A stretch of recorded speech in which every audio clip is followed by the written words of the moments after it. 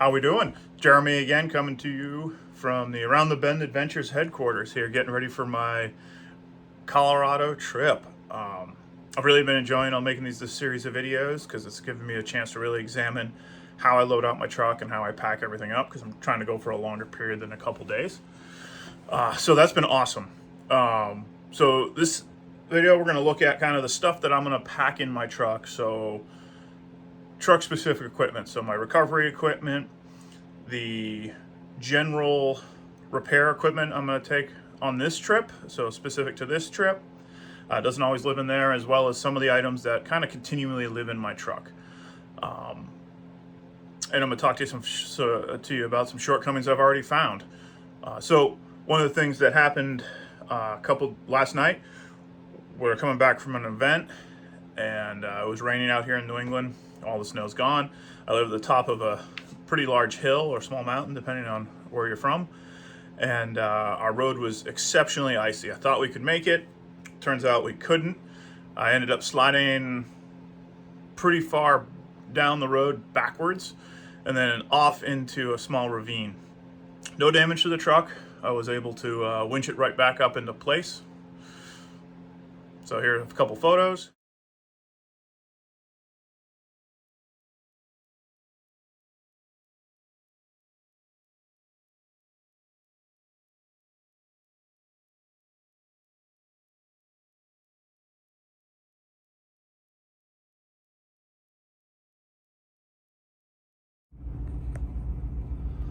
All right, so coming back from an event last night, this is looking down. I'm about halfway down from my house to the main road here. I live on a long private road at the top of a hill. We were driving up this last night. It had been raining, so it was pretty icy. And I had a exciting time, or we did. So about where we are right now, the truck broke loose and started sliding backwards downhill. I was doing my best to keep it on the road, and it then ended up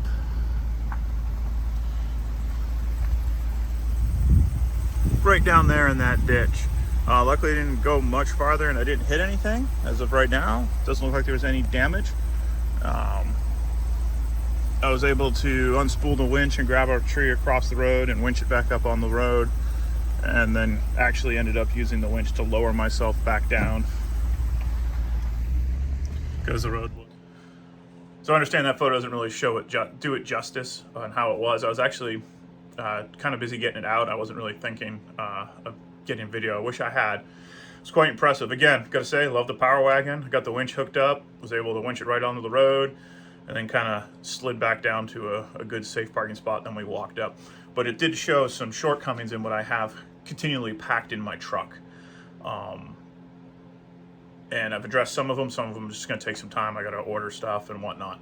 So we'll go over the first thing I always have in my truck. Just kind of my emergency equipment bag here, or not really emergency equipment, but equipment that I use often enough that it's worth keeping in a bag in the back of my truck.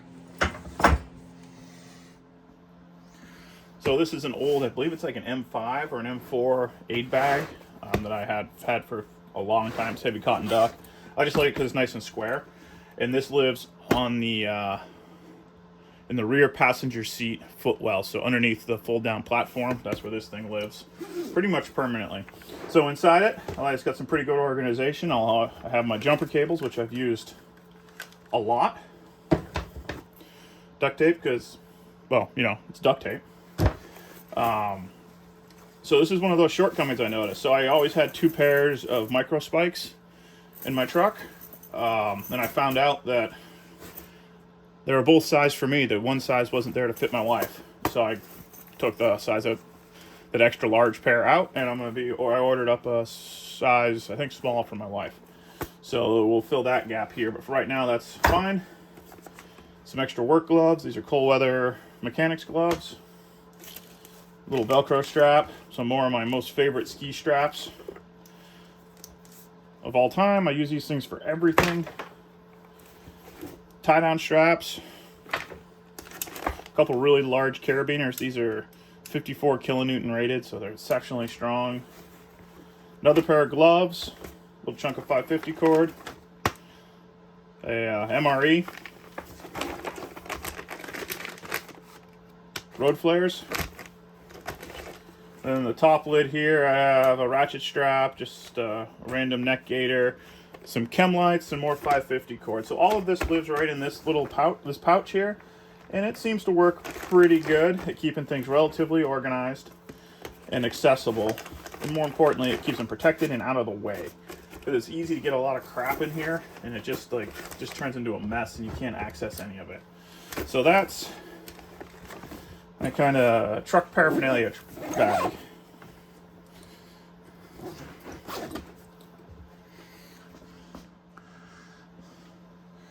So this is my Atlas 46 tool roll. I've kind of had it kicking around for a while, and I haven't really figured out how to organize it yet. So I'm still playing with it and seeing if this system works out. So this is not normally in my truck, but for this longer trip, I'm going to take it with me. So up top here, first pouch, I have important stuff. JB Weld, because you never know. Oh, I got a big bag of zip ties, because if I can't fix it with these two, you know it's pretty well broke. I'm going to talk about that in a second. Got tools, Allen wrenches, assorted small pieces, as well as extenders and adapters for different socket sets. Go down here, I got some big pliers, big channel locks. I got the batteries for my DeWalt impact wrench. I was at Lowe's, and this is not their best one, but it's a 12 volt half-inch impact wrench. It came with 2 batteries, and it was like 150 bucks. So it'll work pretty good, and it may not have the most oomph, but it should have everything I need. So I got some extra channel locks in there, the batteries. I got small sockets, 3/4, half-inch sockets. Nice thing about this is on the back side, we got more wrenches stored, adjustable wrenches, screwdriver, vice grips, kind of assorted tools. I've been pretty happy with this whole thing. It's a nice small package. Keeps everything relatively organized, at least for me. It keeps it pretty organized. And I can kind of button the whole thing up. And this is going to live right behind the driver's seat as well. So that's my full tool kit that's going with me. And I should be able to take care of any problems I'm going to have on the trail with that.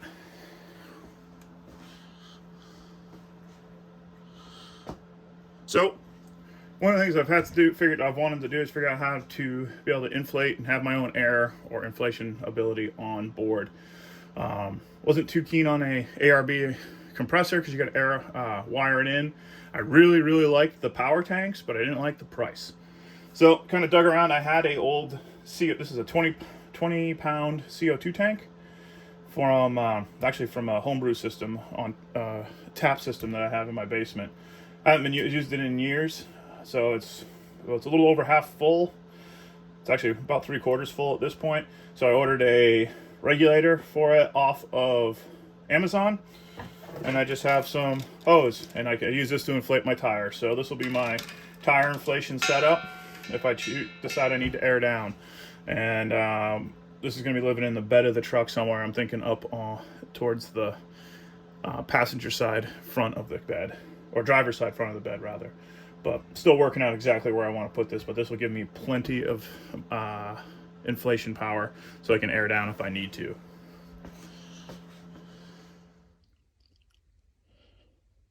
So here's my kind of my recovery equipment.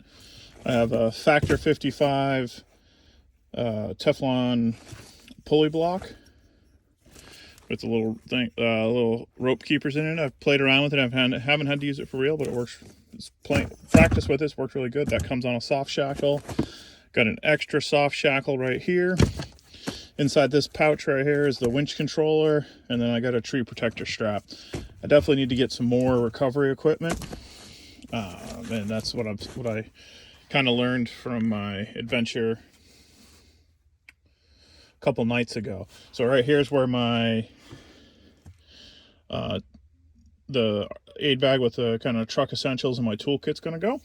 And yeah, So there's the tool roll and truck essentials, and it just sits nice and flat in there. And that'll get covered up with my yoga mat when I fold it over.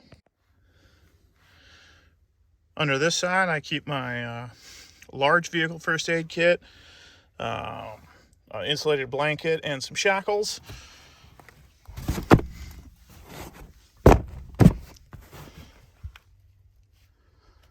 And then in the driver's door, I keep a small IFAC as kind of my grab and go kit. And that really pretty much covers all the different stuff I got packed up in the truck. So that pretty much covers the assorted things I'm packing in my truck for the kind of truck-centric recovery equipment, repair equipment, and then some emergency stuff. I didn't get too deep into some of the bags themselves, but that's generally what I try to carry. The one thing I'm going to have to pick up, I don't have, is a fire extinguisher, and I definitely need one of those. So I'll probably just buy one of those at the hardware store at some point.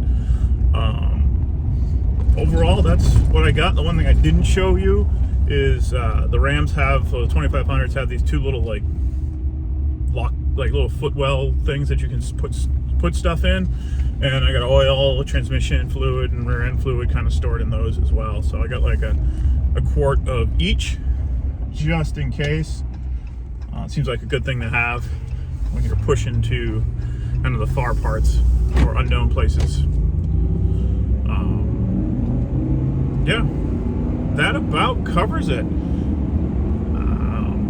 Looking forward to the rest of these videos and seeing where this takes us. So thanks again for coming along for the ride. Please like, subscribe, share, comment. I'm looking forward to getting out to Colorado. Looking forward to driving out there, honestly. And we'll see where it goes and see if we have a great time. So come along for the adventure. Thanks.